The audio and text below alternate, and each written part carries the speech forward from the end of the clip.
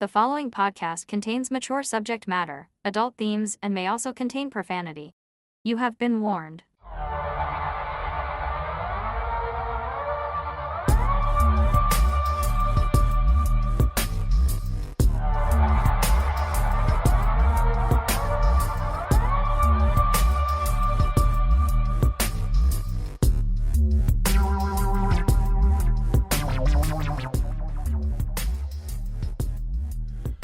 Hi everyone, hi and welcome back to The Absurd. I don't know why that just made Mel laugh, but she instantly started laughing. It was the way you say it. You're like, hi. Oh, it's It's nothing very like high that. pitched. Hey, like, ugh. Nothing like that. Hey, that's Mel, by the way. That's me. Yeah, don't pay Anyway, any I attention to interrupted her. your spiel, Yeah, so you go did. ahead. Spiel wrecker. Get your spiely out. Oh, it's out. It's so hot. It's hot in here, y'all. Oh, there she is, fanning herself with my Harvey's coupons again. Do you like Harvey's? I do. They have fantastic poutine. They do, don't they? For a fast food place. Yeah, their And- buffalo chicken poutine. Oh yeah. Very good. How do you get a buffalo and a chicken to mate? I don't know. You have to ask them. Well, who? The buffalo or the Harveys? Harvey's. Oh right. And they got good burgers. Yeah, they're okay. No, they're not okay. They're good burgers. Okay. They're better than McDonald's. They're better than Burger King. They're I not don't as know if I've ever had a Harvey's burger. well. Then how can you say they're okay? They're good, dude. No, I have. Well- I have. Oh, no, I did. Little Because bit I found confused, them very salty. Very salty. Like, more so than any other fast food burger. Did you put salt on your burger? No, I didn't put salt on my burger. I've never Are found you that. mad? Mad as in like angry or mad as in blah, blah, blah, blah. Because the answer to either, well, definitely not angry. I might be a little on the latter. I don't know. Huh? Are you mad? Do you want to talk about it? No, I'm not mad. I said I'm not angry. Oh. Don't push me. No, you're mistaken. You should try Harvey's. I'll tell you what. I don't know when those coupons expire, I don't know. but I don't want to lose my fan. no, I'm not taking them from you. You can fan yourself with it. They expire July 13th. What an odd time to expire. Yeah. Okay, well, if opportunity presents itself, I will take you to Harvey's. And Okay. You will have a hamburger, and you may have poutine if you like. Yeah, that's a lot of food. Yeah, you'll be fine. I've never had Taco Bell either. Really? Mm-hmm. Okay, well, I'm going to get in some trouble for this, Yeah. but I am of the opinion you're not missing much of anything. Okay. Like, it's not, it is what it is, right? It's bottom-end Mexican food. Right. And I really like Mexican food. Yeah. Don't get me wrong, I love it. And if I was, well, not if, but when I was like in my 20s and I was drinking a lot, yeah, Taco Bell was awesome. Yeah. But, you know, Yeah. now I've that my never- palate's a little more evolved, it's like, whatever. I mean, you've seen me have antojitos at Piper's. I have. And what happens. So I I'm have. scared to have Taco Bell. Well, yeah, you don't have one in town, do you?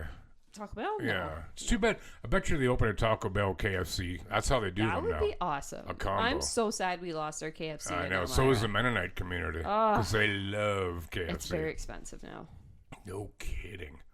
It is, man. Toonie Tuesday's $4. How does that happen? Yeah, I don't know. Ridiculous. Like a family bucket is like $50 now. Really? Yeah. Jesus. Yeah. I'd rather go to Mary Brown's anyway. Same. But anywho, yeah, I don't know. How do we get on that? I Oh, don't because know. you're fanning yourself with my Harvey's Yeah. coupons. Yeah, it is hot out here again today. Mm-hmm. Well, we're not out. We're in my abode. Looking out the balcony. It's nice blue skies, though. Yeah. You know? Got to clean your window again, though. I know. Shut up. I think it's supposed to rain most of this week. We're actually Next recording week. this Oh. a week Yes. early Oh, yes, we are. So you are correct. Yes. because, it could change by then. yeah, we can't make it next Monday. We can't get together to record next week. So we're doing 2 episodes recording tonight. Yeah. And Mel is enjoying one of my beers that I bought So good. actually not just for her, but very much with her in mind. Oh. I know. Don't let it go to your head. Look at And then I might have a couple tomorrow night with my chicken wings I'm making for what hopefully won't be the last game of the Stanley Cup Finals. Go Edmonton. yes. I'm I'm going to on a girls' trip, so where? which is Edmonton? part of the reason why we won't be able to record next week. Where are you going? Did you say Edmonton? Yeah. No, I'm not going to Edmonton. Oh. I'm going to Lambton Shores. Yeah. Oh, by Sarnia. No. Lake Like Grand Erie. Bend? Oh, yeah, but it's well south. No. Isn't It's it? like 5-minute Lambton. drive. Why is it called Lambton way up there? Uh-huh. That's dumb. Are you renting a cottage or something? An Airbnb. Okay, so the answer is yes. Right on the beach. Really? Yeah. You gonna go in the water? Yeah, why not? It won't be real warm yet. Yeah, but, after a few drinks, it won't really matter. Nobody ever died from I hypothermia. do all sorts of dumb stuff when I have some drinks. Yeah, remember if you listened to last week's story to hear the incident about her ankle. Yeah, that's a dumb story. Yeah. Yes, because I had some drinks. I don't Right. think I even said that. Tearing When I all the talked about it. ligaments, getting into a vehicle. Uh-huh. Yay. Yay me. That's like, I don't know, falling up the stairs. I mean, it happens, but it's really dumb. But yes, I am very much looking forward to my trip. Well, that's nice. To just not be responsible for anything but myself and my bad choices. Which are nothing. I'm going to have all the things that make my body and brain not think. We have potato chips? Will we have potato chips? Of course we will. Okay, good. Speaking of potato chips, Yes. those Lay's lime and sea salt ones, Oh, yeah. over the top good, dude. Yeah? People say the buffalo ones are good, and they are, but they're a sad companion. Okay. I'm going to have to Yeah. pick some up. Oh, dude, do it. You'll be sorry if you don't. I'll get some for the weekend. You better. All right. But see, keep them in your own bedroom. Do you get your own bedroom? Yes, I do. Okay, so keep a bag in there so the others don't get them. That's our rule now when we go away. Get your own room? Yep. Damn right. We always pick a place where we have our own room. We're too old to share rooms and beds and all that stuff like we used to do. 100%. Right? Because when we first started doing these trips, it was about 16, 17 years ago. And we used to all be in the same hotel room. Because it was kind of before Airbnb was the thing, right? Yep. But it was fine. And then as we just kind of evolved over time, now it's like, no, we have to have our own room. Own room. And it's lovely. We're Yeah, all in the same understanding. If you want to go to bed early, if you want to, sleep in, we don't care. There's no Right. agenda. We just go. You want to have a quiet place. Yep. Yeah, I get it. Yep. I'm with it. I'm And down then with just it. drink all day. I'm It's up great. with it. Yeah. Beer? You going to be drinking beer all week? And? Beer, and I'm really into those Simply lemonades right now. Oh, God. They're very good. Hey, do you have a sous vide? You know what I'm talking A about? what? A sous vide? A sous vide. Okay, so my Instant Pot that I bought, it's a, hey, that rhymed, which is also an air fryer. It's also a sous vide. So that's a preferred way now to make steaks. It Oh. actually goes into a sealed bag and then goes into hot water. Okay. And it takes a while, but it cooks the steak, and then you reverse sear it. So when you take it out and it's cooked, you brown it in a hot pan to sear it, to give it brown and coating on the outside. Yeah. This is apparently amongst the best ways to make a steak. And even steakhouses now do it. Really? But I saw a recipe on Reddit to make margaritas in a sous vide. So you put all the ingredients in the bag, like every bit of ingredient, and it takes like a couple of hours. You then take it out. You got to let the bag cool first before you open it. But it infuses everything. Like the cucumbers, you put cucumbers in it. You put, obviously, lime in it. Sounds delicious. I know. And I very much want to try this. Well, let me know when you do. Maybe I'll have it for our recording night sometime. Okay. Wowoo. I love that. Who doesn't love it? We probably won't do that because that sounds like a lot of work. Oh, and this weekend? Yeah. Well, you probably don't have a sous vide either. No. Right. So anyway, moving along.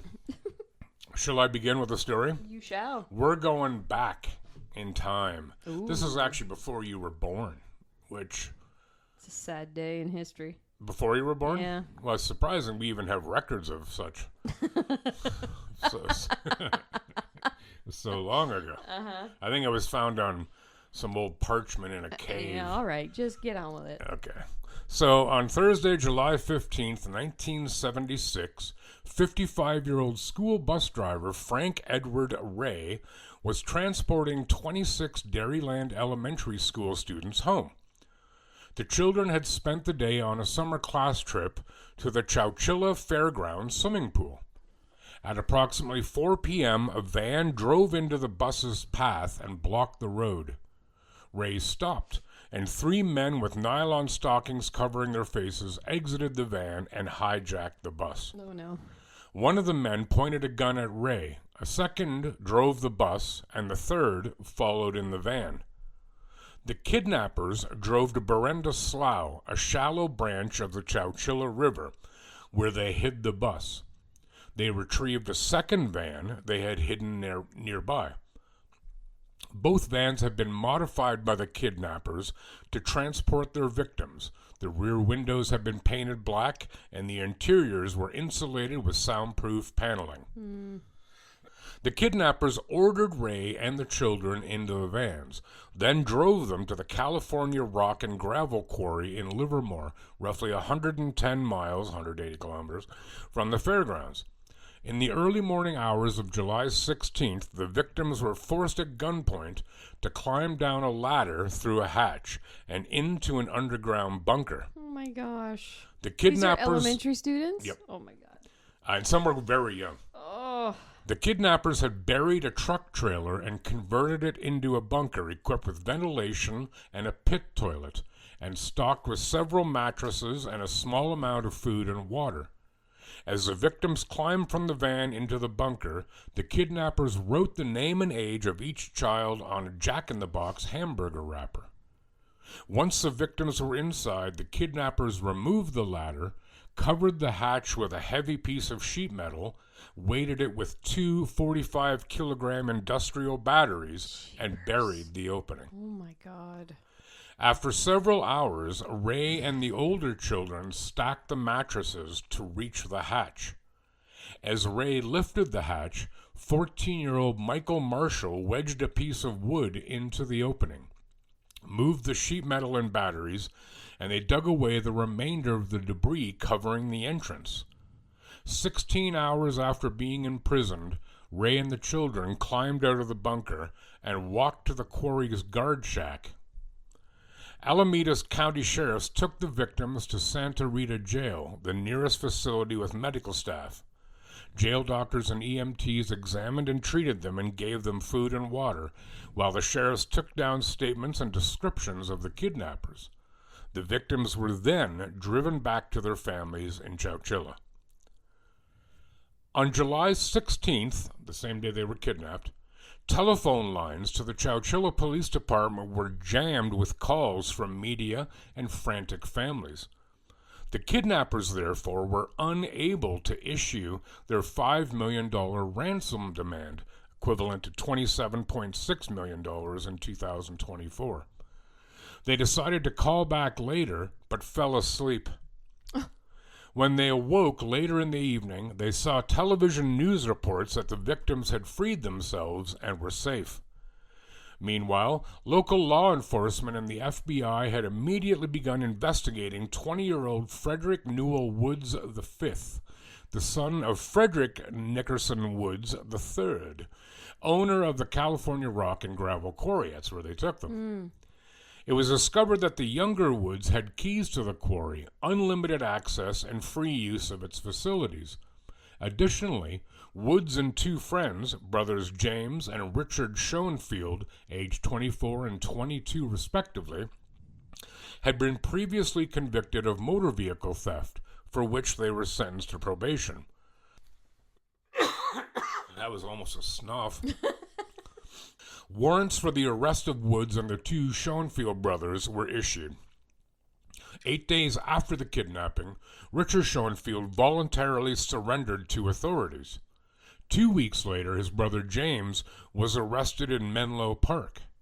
Later the same day, Woods was arrested by the RCMP in Vancouver, British Columbia. James Schoenfield later stated that despite coming from wealthy families, both he and Woods were deeply in debt.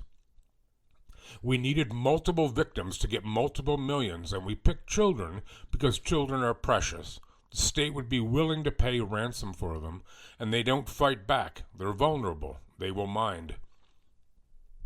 All three pleaded guilty to kidnapping for ransom and robbery, but refused to enter a guilty plea to infliction of bodily harm, as a conviction on that count, in conjunction with the kidnapping, carried a mandatory sentence of life in prison without the possibility of parole. They were tried on the bodily harm charge, found guilty, and given the mandatory sentence, but their convictions were overturned by an appellate court, which found that physical injuries sustained by the children, mostly cuts and bruises, did not meet the standard for bodily harm under the law. They were resentenced to life with the possibility of parole. Richard Schoenfield was released in 2012, and James Schoenfield was paroled on August 7, 2015. This gets funky, even funkier here. In 2016, a workers' compensation lawsuit filed against Woods revealed that he had been running several businesses, including a gold mine and a car dealership, from behind bars, without notifying prison authorities. The heir to two wealthy California families, the Newells and the Woods, he inherited a trust fund from his parents that was described in one court filing as being worth $100 million, equivalent to $131 million in 2024, although Woods' lawyer disputed that amount. In October 2019, Woods was denied parole for the 19th time. Over the years, reasons given for the denials included the continued minimization of the crime as well as disciplinary infractions for possession of contraband pornography and cell phones while in prison.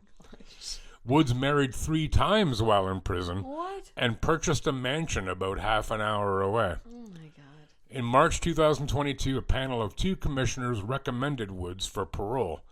The recommendation required the approval of the full parole board, the board's legal division, and California's Governor Gavin Newsom, who's the governor right now. They asked the board to consider the decision, but it was affirmed. On August 17, 2022, it was reported that Woods' parole had been granted, and he was to be released from prison. What do you think of that? Jeepers. It's a long prison sentence. Like the shortest one was like 36 years. Yeah, that's still a long time. Damn straight it is. God. I know. God. Those poor children. Yeah, and Scary. I did listen to an episode, I don't remember which podcast it was, but the bus driver was a bloody hero. Like, what he was all doing to comfort the children, and, see them all through it, and he was completely treated as, like, a hero. As he should be. Damn straight. Yeah, absolutely. As he should be. My goodness. And to be, like, he's the adult, right? Yeah, and yeah. Oh, my gosh. I can't. It's big. It's big. I think of like my own kids or something being caught in a situation like that, and just the fear, and not even counting being a parent and knowing your kid's gone somewhere else. Yeah. But anyway, that was my whole takeaway of that story. But apparently. it's interesting because nobody really knew they were even kidnapped because these guys couldn't get through to the police department to issue their demands. Right. And it was pretty obvious they weren't looking to kill the children or even hurt them. I'm not minimizing the trauma. Right. But they gave them food and water. They didn't bury them there with the intent of leaving them. Right? Right. So, but yeah, no, it would suck. So, yeah, man. There you go. Wow. Don't be afraid of school buses, though. School buses are good. Yeah. Okay. Well. You got a story for us? Sure. What are you gonna tell us about? Well. Do you know, like, can you play music instrument? Like your guitar over here, can you play it? Yeah. Like, you know how to play? Yeah, and I can play some piano. Can you? I took piano lessons as a kid. Oh, I don't think I knew that. Well, you do now. Oh, Make sure when you go home. This was just here for looks. Yeah, I paid $350 for it just for looks. Yeah, when you go home, And obviously you write in your diary every night. Put yeah. that in there that I play piano, because if you ever ask me again if I play an instrument, there's going to be bad trouble. Okay. Yeah. Well, in the 17th to 19th century, you could have been punished for playing bad music. It should still happen today. Yeah, well, yes. There'll be a lot of people in jail. That's very true. In the past, they didn't have the luxury of noise-canceling headphones or headphones that could be plugged into instruments. And soundproofing wasn't even researched until the 19th century. So for some people, the problem of bad musicians was a very serious issue. So let's think about it. Yeah. Back then, musicians would probably be traveling from town to town, busking in the streets. The locals would be forced to listen to anything that they would be playing, from beautiful music to ear-piercing rubbish. No. It was such a serious issue that someone invented the shame flute Ooh, I like it. to try and ward off these bad musicians. The shame flute dates back to the 17th century and was used as a public humiliation device in countries such as Austria, Germany, and Switzerland. The contraption was usually made with iron in the shape of a clarinet, which is kind of weird because it was A flute. a flute. It had a neck clamp on one end, so it would go around your neck and it would clamp on, Damn. hence clamp. Yeah. And then there's 8 slots for 4 fingers. Okay. So your hand would go around this flute, Yeah. and then a piece would come down over top, locking your Oh. hands to the flute. Jeez. Yes. So what would happen is they would lock the shame flute around your neck and clamp your fingers down in the holes, making it look like you're playing the shame flute. Okay. But it wouldn't actually play. Okay. It was just like an iron. Yeah, an inconvenience. Yes. Sucked.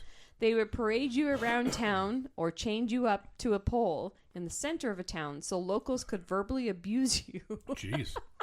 or throw stuff at you, which could be rotten vegetables, rocks, and sometimes Rocks? they would do both. Wow. They would parade you around town for a bit, then chain you up to a pole. And in severe cases, they would even strip you naked before doing any of this, which is Damn. just crazy. Yeah. It was also believed to be used to punish minor crimes as well as other busking activities such as juggling or dancing. Juggling? Juggling is awesome. Apparently, you could be really bad at juggling. Well, granted, I So am. you get the shame flute. I can juggle one thing at a time. Can you? Yeah. I don't want to know. But to be quite honest, it doesn't even seem like a really bad punishment. The only thing I'd really worry about is how hard they would clamp your fingers down. Damn right. Or if it cuts off your circulation. Yeah, I need my circulation. So, here's a question for you, Rod. Okay, Mel. Who are some people that need to wear this shameful flute? Do they have to be in this room? I don't play bad music. Okay, that's not true. Well, okay. I may play music in my car that you may not like, but I Personally, right. can't play anything. You so. can't play any instruments? No. Did you never learn anything, like even recorder? Violin. Oh, yeah, did you really? I did. That's and awesome, I hated dude. it. Oh, violin's a great instrument. It's not a good instrument for learning. Like, I mean, you gotta learn it, right, if you want to play it. But I mean, piano, yeah, it's gonna sound broken and staggered. Yeah. But the notes always sound like the notes. Not on violin. No. Right? I did 2 years of violin No? because my mom wanted me to. You still And I- have it? No. Is that the only instrument you ever picked up? I know some stuff on piano, just self-taught, Yeah. and I know how to play Amazing Grace on the accordion. Do you really? Yes, I do. On the accordion. On the accordion. I can Because never. my mom played the accordion Does in she church. have an accordion right? still? She does. Really? Yeah, so she played it in church for like as long as I can remember. Yeah. And then she had a smaller one that she had bought, Yeah. and then she taught me how to play Amazing Grace on the accordion. So even It's a cool instrument. even the man. smaller one is an accordion. Like it's got the keys yep, and the squeeze. The keys and the squeeze. Yeah, Yes, not bad, and huh? it's got, I don't remember what you call them, but you've got your piano keys, and Yep. then you've got your, Buttons. whatever those are called. Yeah, I don't get it. It's a weird instrument, dude. You gotta wonder It's how. cool. Oh yeah, I don't It's dislike really cool. Like, it doesn't get enough credit for what it is. it. Well, I think it probably gets more than enough credit, really, doesn't it? it's really cool No, because it's not trying bad. to sound those weird buttons on the side to Yeah. the keys and the squeeze Yeah. at the same time. Oh, I It's bet you it's not impressive. an easy instrument to play. I think my It's mother cool. played a bit of it. I have a friend, Pete. I'm pretty sure he doesn't listen to the show. He wanted to learn a music instrument as a kid, and his mother insisted he learn accordion. And he wanted to learn drums. And I'm like, well, I mean, any instrument opens up your doors for learning other instruments. It's like languages. Yeah. Right? Once you can speak a second language, a third one becomes easier, and the fourth, and so on. Once you know how to read music and stuff. Can you read music? I can't. I used to be able to. I'm going to have to teach myself again. I certainly could when I was younger. Yeah. Yeah, man. That was a good story. Yeah. Thanks, eh? The shame flute. I Buy like one. it. But you asked me who would I like. Do you mean? Oh, like, yes. Oh my God, man! My list would be tremendous. First one that pops in your mind. Well, do you know what song I hate more than I think any song ever? Please tell me so I can have it on tap. For I next will time. destroy you. I think it's just called the "Oh No" song. The "Oh No" song. Oh no! Oh no! Oh no! No! You know that? Yeah, I do. Because it's only a line from an early '60s song, which is a beautiful song. Yeah. Called I think it's called "Walking in the." No, remember. Walking in the Sand. Okay. And you would know it. I absolutely guarantee. But whoever this squawk box is who's ever doing that song, they only use that line over and over and over again. It's like, shut Is it up. like a full song, though? Yeah, I think so. Or is it just sort of a sound bite that TikTok No, is because when adopted? I worked at the COVID clinics and we had god-awful chime on, I would rather end my life than ever. It was all day. Yeah. I'm not kidding, man. And Christmas time, when it was all Christmas music, I was hoping someone would come in and shoot me. Like, I don't even care what their problem was. Like, if you don't do this, I'll shoot you. Do it. Do it. Get it over with. Yeah. No, it's a whole song. And but that's only the beginning. Cardi B is another one. Pretty much all contemporary pop music. I hate pop music, so I am with you because none of them can sing. But there has been good pop music in music history, and I don't mean just from my era. Past week I haven't been able to get "Tearing Up My Heart" and "Bye Bye Bye" out of my head. I think they're great tunes. They are. I really like them. That's pop music. Yeah. But no, piss off. Yeah. Agreed. It's my turn now, isn't it? It's your turn. Let's go. Let's go. Do you like dogs? You have a dog. I have a dog. There was a time, though, before Mel had her dog, that she was absolutely repulsed at the mere suggestion of a dog licking her face. And I remember saying, like, well, I remember how this came about, but you were like, I'll puke on your shoes if that happens. Yep. When I said that I would want to watch that happen. Gross. It'd be hilarious. Yeah. But you do like dogs. I do. Yeah. Me too. I like mine anyways. All dogs are, unless they're bitey. Okay, so from millions in real estate to jet setting around the globe, the world's richest dog is rolling in the dough. Is that right? No. Gunther the Sixth is a German shepherd with a net worth of $400 million. It sounds too good to be true, but Gunther is the heir to his grandfather Gunther III's fortune, also a German shepherd, who was owned by mysterious German Countess Carlotta Liebenstein. Wow. Before the Countess died in 1992, she left her $80 million estate in the paws of the pooch. She didn't have a living heir after her son's tragic death. Although we know German Shepherds are among the smartest breeds, it's unlikely a dog can be trained in finance. So the Countess left Gunther's fortune in the hands of Italian pharmaceutical heir Maurizio Mian, a friend of the Countess' late son. Now, 30 years later, Mian has built a lucrative and lavish empire for Gunther's descendants, including a $7.5 million Miami mansion he purchased from Madonna on Gunther's behalf, which was then sold for a profit of $29 million. Solid. Wow. Under Mian's care, Gunther's original $80 million inheritance has grown to a whopping $400 million, but not without cost. Netflix is set to unpack the unbelievable tale and the questionable handling of Gunther's assets in a new 4-part investigative docuseries, Gunther's Millions, premiering this coming February. Okay, before Gunther's bloodline fell into the hands of Muzio Mian, the Italian entrepreneur was known as the heir to the successful pharmaceutical company Istituto Gentile, which was instrumental in developing a treatment for osteoporosis. After going to medical school, Mian became a university professor before assuming the position of Gunther's handler. Under Mian's care, the Gunther Trust was established and now owns several businesses and corporations, including the Burgundians, an entertainment group comprised of rotating aspiring models who sing and dance for the lucky dog. Wow. Sounds like a good life to me. Is the tale of Gunther's Millions real? Based on a glance at Mian's suspicious resume, the entrepreneur's credibility is questionable. As it turns out, the story behind Gunther's riches is a farce that Mian created to avoid Italian tax laws. Of course.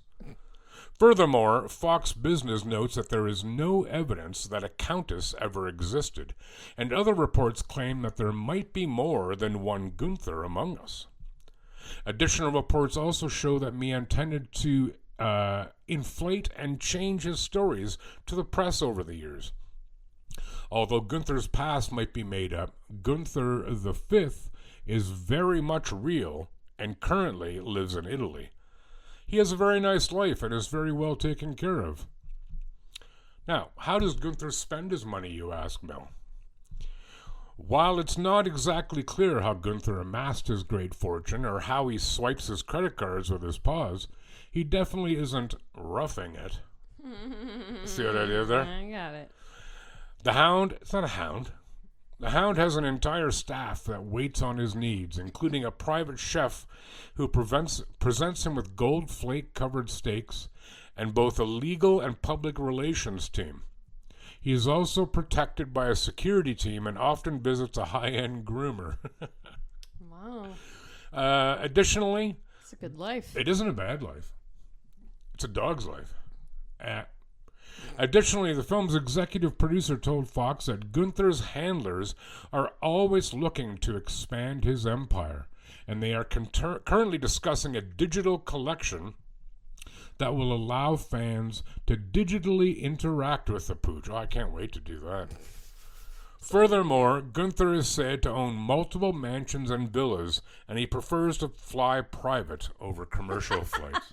Sure. I'm sure he knows that, too. Oh, wow. Like, the food's not so good here. They serve milk bone here. Yeah, I don't like the milk Not bone. like, I don't know what the fancy ones are. I have a friend who listens, and I won't say his name, but he would eat milk bones. Really? Yeah, like not as like dinner, but like if you said, "Hey, dude, do you really eat milk bones?" He'd be like, "Yeah, I need to eat a milk bone." Well, I mean, there's nothing bad in it. It's not going to hurt you. Probably not. I mean, might be old Chinese newspapers Well, and glass. He used to also bring me pieces of KFC that his family had for lunch, and in exchange, I would give him vanilla cookies. I think I got the better part of that trade. Know what I'm saying? KFC. Yeah, we talked about that already, didn't we? Yeah, we did. Was that last episode? I don't remember. Me neither. You were talking about Taco Bell. Right. Yeah, so that's Gunther. Oh, Gunther. Gunther. My dog don't make that kind of money. How do you know? Well, she didn't tell me. So. That's the key. Yeah. Maybe you should check. Does she have a doghouse? No. Oh, you could check in there and see if there's I'll like look a under her portfolio. bed cushions. Yeah, she probably has a safe somewhere. Yeah, probably. Yeah, old with good bones in it. Yeah. Hey, you know that? You ever seen that thing about why dogs lick our faces? No. Because there's bones in there and they want them. Oh, gross. Ugh. Okay, you got a story. Yuck. Anyways. We want it. Tell us a story, Uncle Mel. Aunt Mel. Uncle Mel. Sorry, let's All take right. that back. Tell me a story, Mel. All right. Thanks. I got another torture story. You're really into torture. I'm in a You okay? dark place. You angry or anything? Planning on hurting somebody? I'll never tell. Well, hopefully. The Heretic's Fork was conceived during a time when religious conformity was not only enforced, but passionately pursued. So, This device was particularly associated with the Spanish Inquisition. the Inquisition. Thank you for that. You're welcome. A period marked by intolerance and the quest to eradicate any beliefs that deviated from the official doctrines of the church. Nobody expects the Spanish Inquisition. No. You No, don't no. get it. No. Somebody Okay. will. Somebody will, I'm sure. I hope so. The design of the Heretic's fork was simple, but yet brutally effective, consisting of a metal fork with 2 sharp prongs on both ends. Both ends. On both ends. Golly. A leather strap around the middle to tie around your neck. Oh. It was intended to be worn around the neck of the accused. One prong was positioned under the chin, Yes. and the other against the chest to ensure that the victim's head was held upright, I don't like preventing them from lying down or sleeping. it. I hate it. So they put it on, and it's like up into your neck. Here. Oh my God, I can't even. Yeah, no, I don't like it. The Heretic's fork was not meant to inflict visible wounds or immediate physical harm. Instead, its insidious, that's the perfect word. It is. Insidious purpose lay in the physiological and psychological torment it inflicted. Victims of this device were forced into an uncomfortable position. Should their head drop due to exhaustion, the sharp prongs would pierce the throat and chest, inducing pain and discomfort. I bet. The Heretic's fork was symbolic in the broader spectrum of torture methods that were employed. Its use was designed to extract confessions, break the will of the accused, and enforce obedience to religious authority.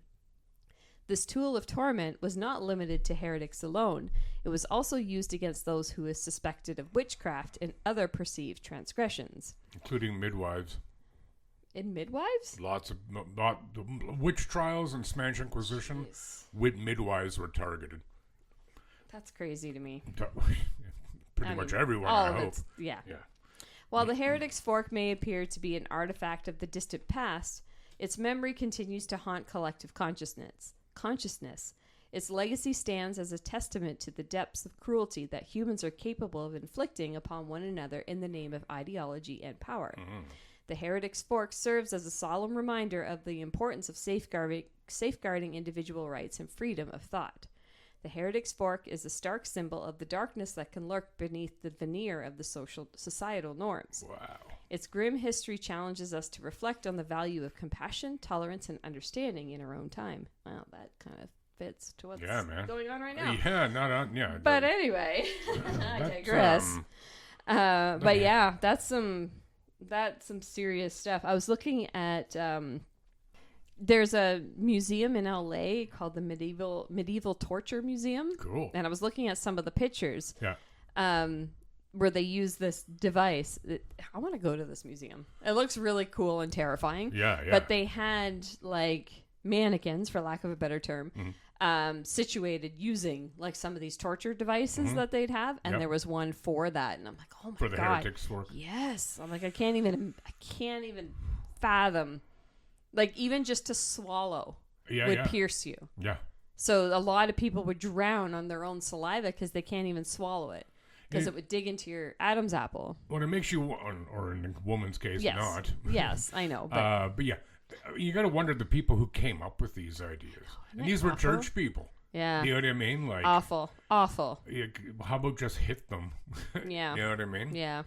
Yeah. It sounds like the Heretic's fork was a bad time for sure. Yes.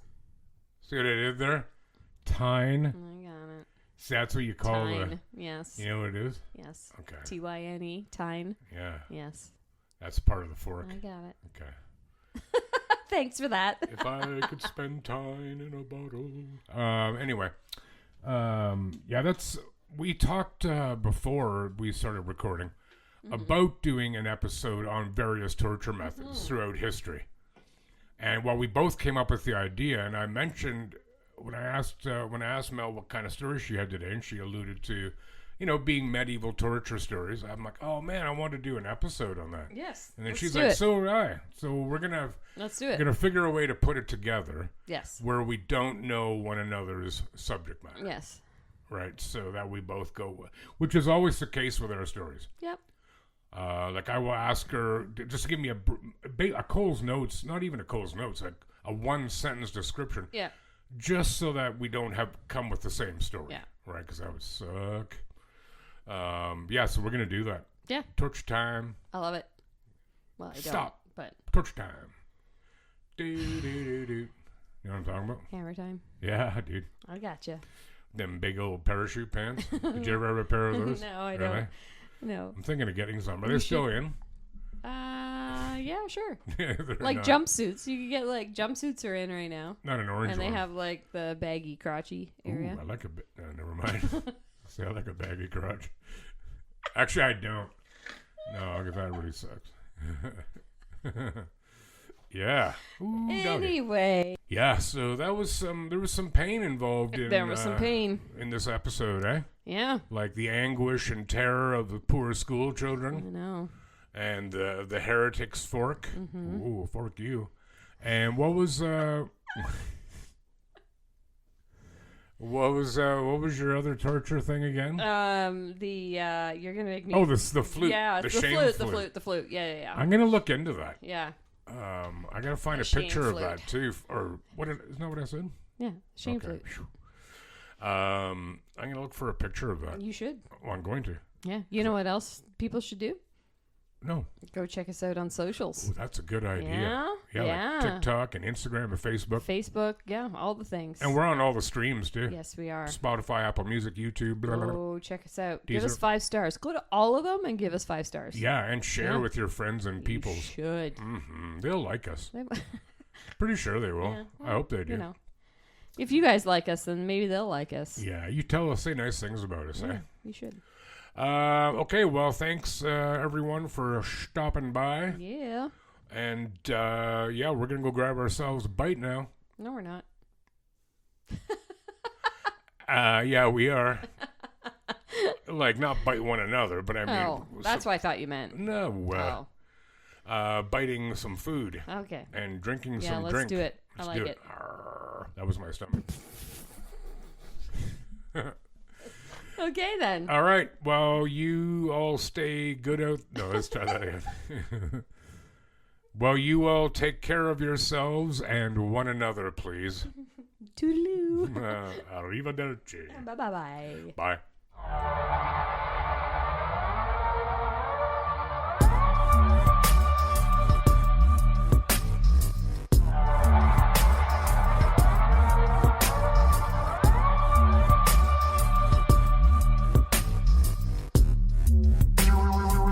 The Absurd Podcast is written, produced, and recorded by Rod and Mal.